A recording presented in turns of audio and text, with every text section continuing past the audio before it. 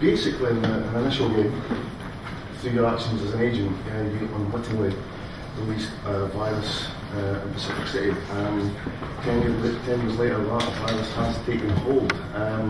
The consequences is the agency slowly but surely retreating back from Pacific City to the agency tower, and the general populace responded by creating what can only be described as a terrorist organisation. Civil War ensued. Yeah. So look, what's happened here is that the agency's in a particularly difficult position. The civil uprising that created the organisation known as the Cell is basically fighting against the agency now. And what happened was that the Cell have sabotaged the agent program. So the agency is now in a position where it's only literally just getting the agent program back online, and that's where the player comes into Crackdown 2. And so when we talk about the city, we have to talk about the city as a living, breathing entity. We always think of Pacific City in Crackdown 2 as a character in that game. It's a key aspect of Crackdown. It always has been. And the way that the city's evolved is that there's now that in daytime, the population are really struggling to survive. You know, it's about gathering resources in the day so that you can survive through the night, because the freaks come out at night. So just giving you a little taster here of the kind of environment that the people live in the daytime. You know, they're struggling. They're trying to arm cars. They're sort of bolting on bits of scrap metal onto cars and creating sort of like the machines that effectively give you an ability to fight against the freaks. It's about sort of trying to harvest resources, fuel, anything, that kind of thing, weapons, and you know, here just flying around very briefly, you can see some of the kind of new vehicles, a lot of new environment, and you know, sort of you've got to sort of imagine in your head here the context of the daytime of Crackdown 2 being a struggle to survive. It's a little bit empty because we want to create at night a big contrast between what happens in terms of it being quiet in the daytime, and at night you get a big sense of being overwhelmed by a crowd of enemies. So that really picks up on a thing from Crackdown we always felt was a little bit of a problem. The player always got to interact with the pedestrians, so every time they tried to do that, you were punished, you were slapped, you killed pedestrians, you were told off. And it was really nice to mow down crowds of people, you know, it's good fun. So, so we really wanted to build that into a mechanic, which we'll come on to a bit later and we'll show you how that works. But here I'm just going to fly around a little bit in the environment. I want to talk about the Hope Springs, which is the area we're in at the moment. And this is all completely new in terms of the structure. It's a great new 3D platforming space. We're having a lot of fun, as you'll see, in this space with deathmatch and things like that. So you know, it's really holding on to the key elements of Crackdown, and that is, you know, a 3D vertical platformer, completely free for all new orbs. All new orbs. Yeah, orbs like a crack in Crackdown. Find lots more crack. But just talking a little bit about the kind of look and feel of Crackdown, we wanted to retain that vibrancy that Crackdown has, but we also wanted to create a lot more contrast. We've really upped the tech, and you know, we've wanted to create a nice feeling of depth, a nice feeling of colour and life. So it still retains that Crackdown feel, but you know, we increased contrast. We've got nice new colour sets, and this is only 60%, so yeah. No full screen passes done, no card light, no skybox, all that stuff has to come in. So the kind of one of the things that people really like in Crackdown is the draw distance. You know, we've really turned up a lot, and the level of detail that we have across the world now is quite immense. I'm just going to cycle through a few different periods of time of day and things like that, because time of day in Crackdown 2 plays a very fundamental role in gameplay. And the gameplay split fundamentally between daytime and nighttime, and basically humans and freaks respectively. The personality of the world will change dramatically as soon as the sun sets and the sun rises. You will see such a personality change. So we're going to briefly show you some of the new combat, new weapons, new abilities that the agent has. I'm just going to quickly level myself up and go through the progression up to level 5. Now, level 5 agent's looking pretty mean. Please do forgive the fact that the characters, the models are a little bit darkly lit at the moment. This is very much in progress on the character lighting. So, pretty badass agent we've got now. So, I don't know if you want to speak a little bit about the agents as a weapon next week. Yeah, absolutely. Well, there's a number of things we're trying to do. I mean, Jim's building a new weapon just now, which is one of the points we'll come to that very soon. What we're trying to do is create, basically, as the agent progresses, we want him to feel more like a weapon than a human being. That he was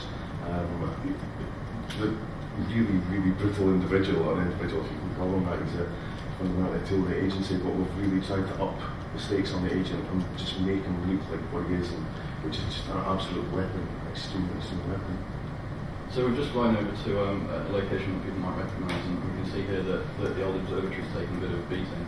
And I'm just going to hand the control over to Steve because there's a lot that we were about to show you here, and so it's going to happen pretty quickly. But this is an element of something we call a free breach. Now, free breach is a little bit incidental, but this is a mechanic of how frees come out and notify the player, and using this we can show you elements of new combat, fighting against massive numbers of AI, which is very fun. So we'll just briefly wait for this to kick off.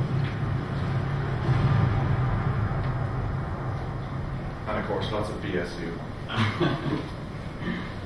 So straight away we've got some new elements here. You can see there were some freaks just jumping out into the air and into the ground. Steve's going to let them build up a little bit. Well, if you want to go mode, that would Sorry, be very beneficial. That's how you can be killed. Yeah. So he's just going to let the crowd build up a little bit.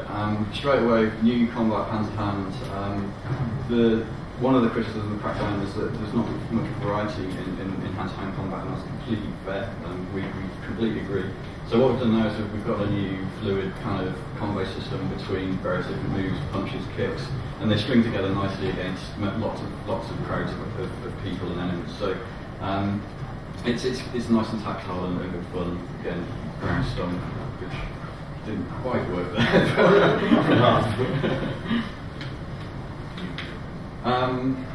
So next thing, yeah, and we've really tried to up that environment as a source of weapons. And as you can see, we've made a big effort to try and get some fairly brutal clubs inside the game. Again, just trying to up the areas. The areas that people are having an awful lot of fun in the first game, we're really trying to up the stakes. So as you can see, I mean, this is an element we really want to try and push, that anything can be a weapon in Crackdown too. And it's great that you used to be able to throw cards and objects at people, but you used to do so much more now. The combat's just so much more involved, and it's just great fun to just club people around the head with giant objects. I can't deny a childish-like attitude to it. And another thing we've really focused on is the actual weapons, and this is one of the UV weapons. This is again, it's part weapon, part toy. It is basically the nemesis of the freaks. Yeah. So you can see here that it's an energy weapon. It acts like a giant repulsor as well as a simple shotgun. But not only is it just fired against people, but you can fire it against objects. And I think Steve can just round up a little. I was just going to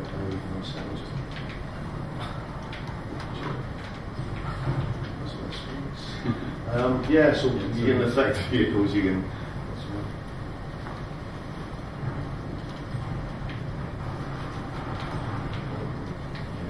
So yeah, and that just showing you that there. It's there's a lot to go through, but the other thing as well is that we wanted to create Crackdown 2 at a level of threat against the player. It's very easy to escape threat in Crackdown 1. You can go on a road and no one ever follows you. No, it is not. Now there's the freaks actually follow you anywhere up and down and across. So we've got all directions covered there. That's pretty good. And but the real purpose of that is to make sure the player feels like they're no longer the most powerful thing in Pacific City. The agents are in a fight, and it's not a fair fight. The freaks are going to really take a beating against. It also cements this as, verticality is very important to Crackdown. It's very dear to our hearts. So having the enemies follow you around that vertical playground is important. Yeah, absolutely. And again, I mean, these are fairly low level opponents that we're fighting just now.